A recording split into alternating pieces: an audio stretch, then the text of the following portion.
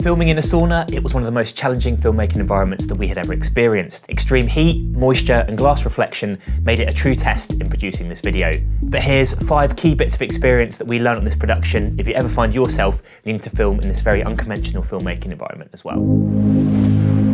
This production was Rising Heat, something new for Sky Sports, created and directed by our longtime friend and collaborator Ben&Jack. The premise was an interview show where the contestants would be challenged to see who could last the longest in the sauna, but the main challenge for us was seeing how long that our cameras could survive the heat. We found that when the temperature rises anywhere above 25 degrees Celsius, cameras can have a problem with overheating and shutting off. And in the sauna, the temperature could rise anywhere up to 102 degrees. So we knew that for any camera we placed inside the sauna, it was likely it wouldn't last the entirety of the shoot and would cut off at some point that we wouldn't have control over. Our solution for cameras inside the sauna were GoPros. They're compact, they're tough, and when we placed them close to our subject, that wide angle, intense extreme framing really mirrored the experience that our subjects were having inside the sauna, having to endure those high temperatures. We did several test shoots for this project, and we found that the GoPros would normally last around 15 minutes before they overheated and shut off. We made sure for the real shoot to turn off the beeping sound so the GoPros were on silent. They'd run as long as they could for that shot inside the sauna and then shut off, leaving our outside cameras to capture the rest of the production. We all know that moisture is a nightmare for electronics, but the sauna itself is actually quite a dry environment. It's the sweat from the talent which was going to be the real problem. GoPros are waterproof, so they're going to handle any sweat just fine, but you want to make sure that these droplets don't fall onto the lens and distort your shot. So it's a good idea, if you can on your shoot, to monitor your GoPros through your phone using the GoPro app and make sure that the footage they're taking is usable and not distorted by any sweat.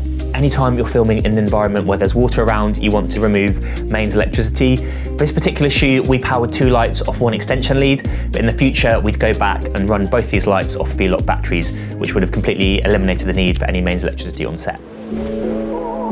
Filming audio in a sauna was going to be our greatest challenge. Our subjects weren't wearing shirts, so we couldn't clip or hide mics on them.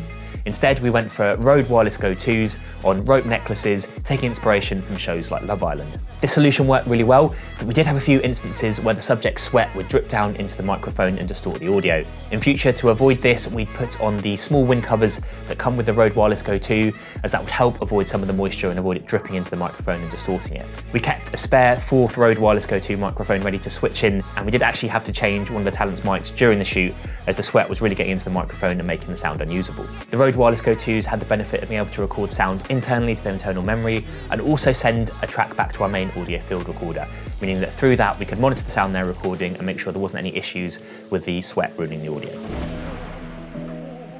The sauna was a fantastic location and looked great, but lighting was going to be our biggest challenge. We used the fantastic move method in Fulham as our location. It had an amazing sauna, but it was quite compact, which meant we had to think very carefully about our lighting. Our solution was to create a custom overhead lighting rig using one of our Quasar tube lights, which in a kind of TV studio style setup would shine light down onto our talent, making a nice flat, even lighting on our subjects.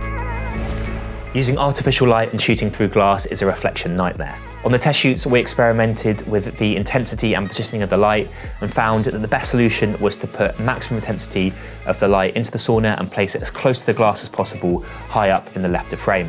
Then, by exposing for our talent, we found that this minimised any reflections of us as a crew with our camera equipment that we saw in the glass, and only having one key point of reflection to worry about meant we had lots of different angles to move around and shoot from, ensuring we could get lots of variety of coverage in our edit.